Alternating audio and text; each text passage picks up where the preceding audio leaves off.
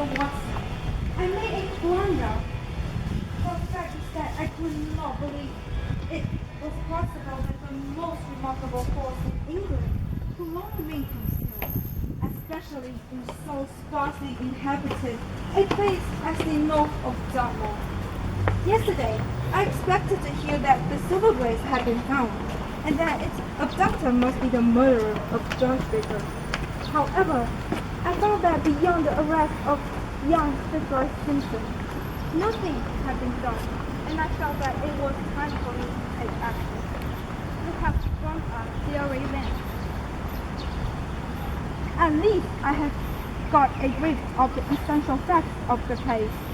I shall enumerate them to you, for nothing clears up a case so much as stating it to another person, and I can hardly expect your cooperation if I do not show you the position from which we start.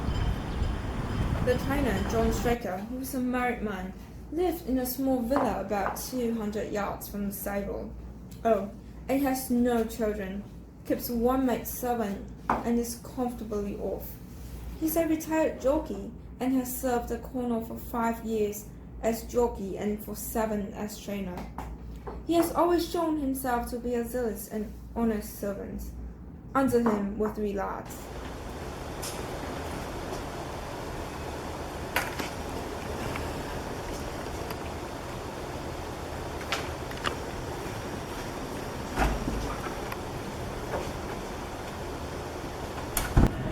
Edith Baxter was within 30 yards of the stable, when a man appeared out of the darkness and called her to stop. As he stepped into the circle of yellow light thrown by the lantern, she saw that he was a person of gentlemanly bearing, dressed in a white shirt and blue tie. She was most impressed, however, by the extreme pallor of his face and by the nervousness of his manner. His age, she thought, would be rather over 30. Can you tell me where I am? I had almost up my mind to sleep on the moor when I saw the light of your lantern. Oh, you are close to King's Island Chinese stables. Oh, indeed. And for the stroke of luck, I understand that a stable boy sleeps that alone every night. Perhaps that is his supper which you are carrying to him. And now I am sure that you want not to be proud to earn the prize of a new dress, would you? See that the boy has this tonight, and you shall have the prettiest frock that money can buy.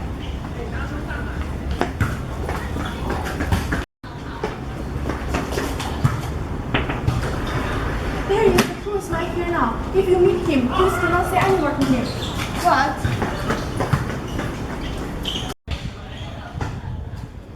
Good evening. I wanted to have a word with you. What business have you here?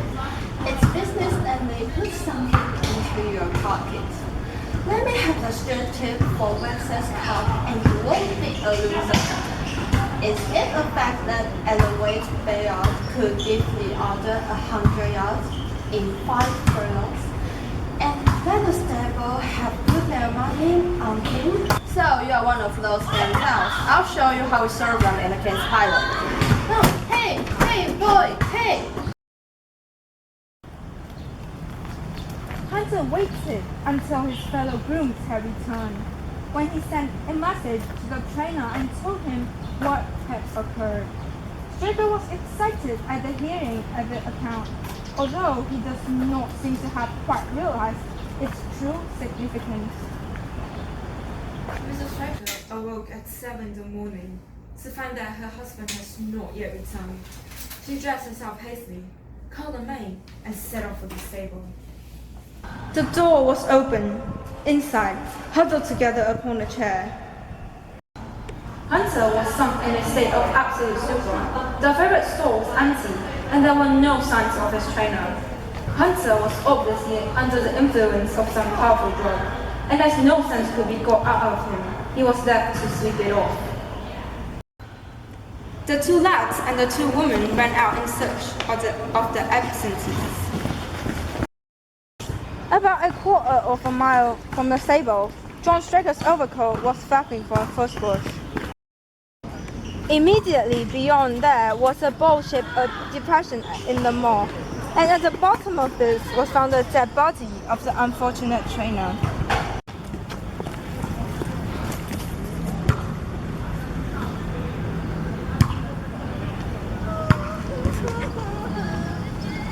Those are the main facts of the case, stripped of all semi and stated as broadly as possible.